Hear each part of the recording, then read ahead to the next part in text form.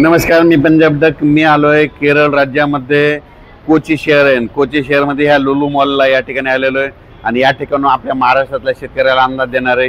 राज्यातल्या शेतकऱ्याला सांगू इच्छितो की आपल्या महाराष्ट्रामध्ये उद्याच्याला 27 सप्टेंबर 28 29च्या दरम्यान राज्यात जोराचा पाऊस पडणार आहे। म्हणून हा अंदाज सर्व राज्यातल्या शेतकऱ्यांना अंदाज लक्षात घ्यायचा।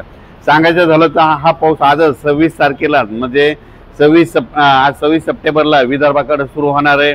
चंद्रपूर, वर्धा, नागपूर, भंडारा, गोंदिया, यवतमाळ, वाशिम, हिंगोली, परभणी, नांदेड म्हणजे आज 26 तारखेला मध्यरात्रीला हा पाऊस सुरू होईल।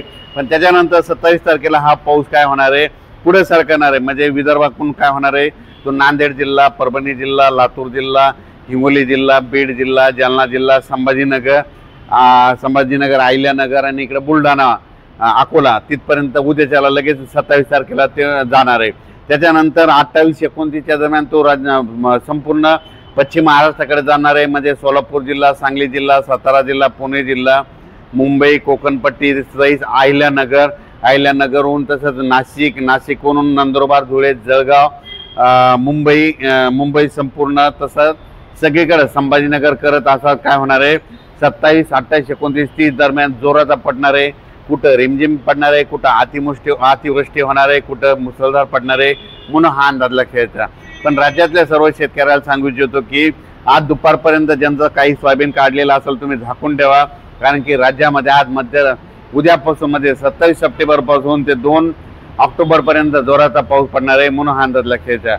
परत महाराष्ट्रातल्या शेतकऱ्याला एक आनंदाची बातमी, राज्यामध्ये पाऊस करण्याचा जोर म्हणजे ऑक्टोबरच्या दुसऱ्या आठवड्यापासून पावसाचा जोर ओसरणार आहे। पाऊस निघून जाण्याच्या तयारीत राहणार आहे।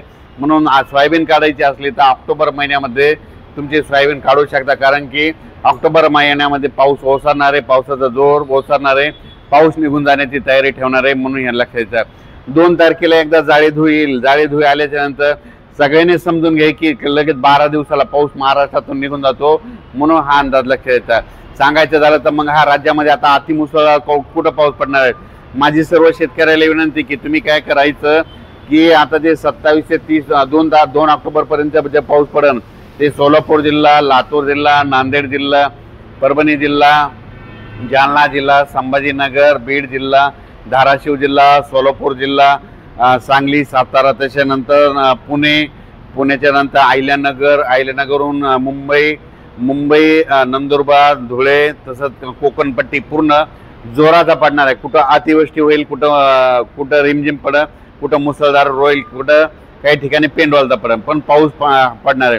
त्याच्यानंतर अद्यापही आतापर्यंत महाराष्ट्रात ज्या ठिकाणी देखील पाऊस पडलेलाच नाही त्या ठिकाणी देखील हे पाऊस शेवटचा असेल, म्हणून हा अंदाज सर्व राज्यातल्या शेतकऱ्यांनी लक्षात घ्यायचा।